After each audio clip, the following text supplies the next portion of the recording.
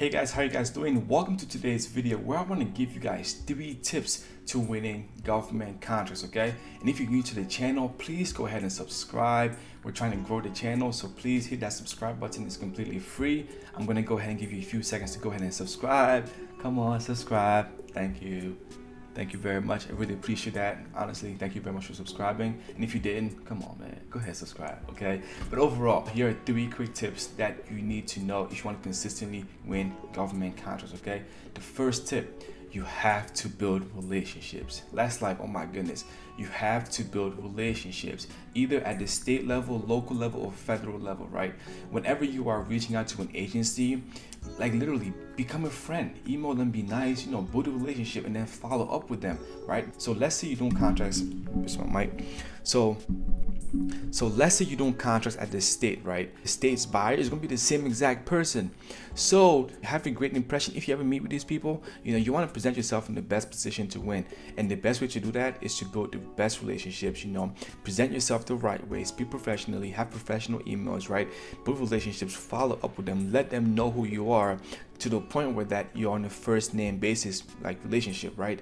Build those relationships, consistently follow up with them, and down the road, you're gonna eventually win some contracts from them just because they're gonna know exactly who you are and you follow up with them over and over again, right? Because in some scenarios, they might not have an opportunity for you, let's say right now, but you keep following up over and over and over and over again. Let's say a year goes by and they're like, wow, like this dude's been really following up with me. Let me go ahead and give him a contract, right? Then they give you that contract. Now you're in the door. You do a great job. You can leverage that contract to go win more. Okay. So the first thing is to build relationships. That's like priority. The more hands you shake, the more money you make, right? So build relationships. Okay. I cannot emphasize that enough. You want to build relationships. Okay. Second tip is you want to bid on contracts. Okay.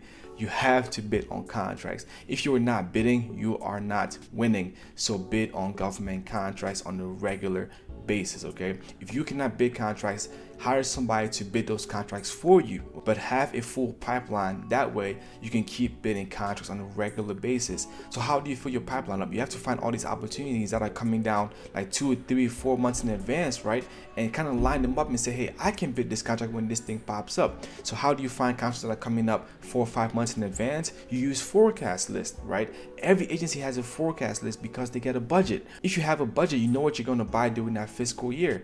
So get your hands on that forecast list, see what opportunities are coming way down the pipeline, and prepare yourself to bid on those contracts. That way you're not scrambling anymore for opportunities. You're essentially always bidding contracts, and whenever you're looking for contracts, you're looking for contracts coming down 3 or 4 months in advance, right? It's really called capture management. I'm going to talk about that later on, but capture management is the act of winning a contract before the proposal is ever released, right?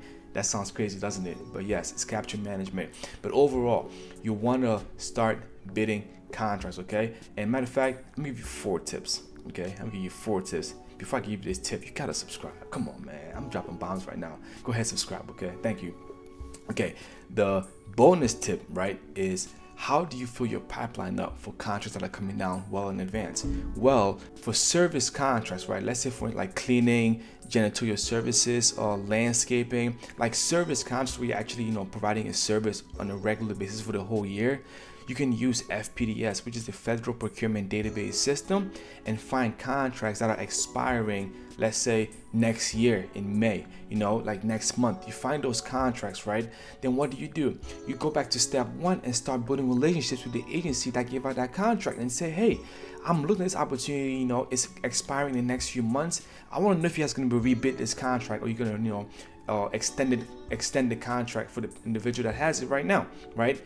If you persuade them enough, they might just rebid it just to get a new perspective on things, right? So you want to find expiring contracts that are not even thought about yet, and you want to start building a relationship with those agencies 2 or 3 months in advance to kind of incentivize them to rebid that contract, right? Now, when they rebid that contract, guess what? They want to see what you can do because you kind of incentivize them to, rebid the contract that was expiring, right? And overall, you're in a better position than everybody else because you're finding the contract well in advance before it's ever publicized to the public, right? So definitely use that strategy right there, finding expiring contracts to build your pipeline up, and just to have more contracts to bid. But the first tip is to build relationships. The second tip is to bid contracts. You want to bid a lot of contracts and have a full pipeline. So how do you build your pipeline? You find contracts that are going to be released in the next few months.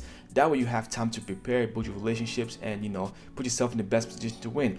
And the fourth tip is to have a proposal writing process. You must have a proposal writing process, okay? You don't want to be bidding contracts differently every single time. You're gonna get lost in the sauce, okay? You must have a proposal writing process. So what's a proposal writing process entail? Well, it's a way for you to write the proposal the exact same way every single time, right? So the first thing that I usually do is we have to read the proposal. You read the proposal, that's step one. Step two is you create an outline of the proposal, exactly how they want you to respond to that proposal, right? You follow the format, you create the outline. Then I do a compliance matrix. And the compliance matrix is simply me making sure I'm checking all the boxes. When they say we require you to do this, you shall do this, you want to note those things because that's what's going to make sure you're compliant, right? If they say you're going to have to, submit your insurance with the bid, have to submit your insurance with the bid. If you don't submit your insurance with the bid, guess what? You are not compliant and you will not win that contract. You will be disqualified because you were not compliant. So make a compliance matrix to make sure you're compliant, okay? After you have a compliance matrix, you want to start writing your proposal and following your outline and your compliance matrix. Now, when you're writing your proposal, right, that's when you're answering your questions. It's going to be a technical evaluation, management evaluation, and so on, right? When you're writing those little paragraphs, what do you want to do? You want to be, first of all, persuasive. Sell yourself, okay? You want to sell them on why they should choose you. Don't just answer the questions and be boring. Make it look good, like, hey, we're gonna go above and beyond. We are a risk-adverse company. We're gonna make sure it's a low-risk investment for the agency. We're a value-driven company, so we're gonna provide tremendous additional value that you don't even have to pay for. It just comes to it because we just want to support you guys, right? And we're a cost-effective solution, meaning that we're not the lowest in the market and we're not the highest, but we're right in that sweet spot where we provide tremendous value at a fair price, okay? Overall, we are the best choice. If you give us this contract, we're gonna go above and beyond, and you just love us because we're not looking for a transactional relationship. We want a long-term relationship, right? That's music to the agency's ears, okay? So that's it. Those are the tips I want to give you guys today, okay? So the first tip is you have to build relationships. That's priority. You have to build relationships. The more hands you shake, the more money you make, right?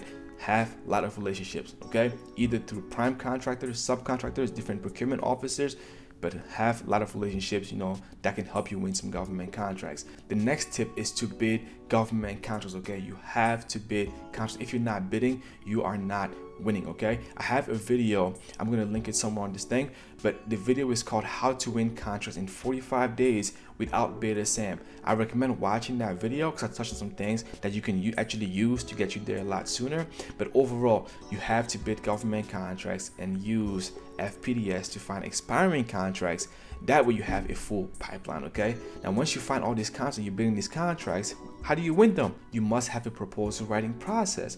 You need a way to systematically write the proposal the exact same way every single time, okay? And it starts with you reading the proposal, creating your outline, creating your compliance matrix, and then answering all the questions and being risk adverse, persuasive, cost effective, and value driven, okay? You want to provide tremendous value to these agencies. That way they love you and you want to let them know, hey, this is a long-term relationship, okay? I want to work with you guys for a long period of time. It's not just one transaction. I'm here to stay, okay? So help me help you. Okay, that's all they want. They want what's in their best interest, not what's in your best interest, right? So give them what they want, and trust me, if you give them exactly what they want and you make it sound good, guess what? You're gonna win that contract, okay? So hope these tips were very valuable. If you found some value from this, definitely subscribe. I'm really trying to grow this channel, so please go ahead and subscribe and leave a comment if you found this very valuable. And if you want to learn how to win government contracts, visit govconuniversity.com. I'm going to put the link in the bio. You can join our Facebook group. But overall, take action and connect with me on one of these platforms, okay? Again, thank you very much, and I will see you in the next video. And make sure you subscribe. Thank you, guys.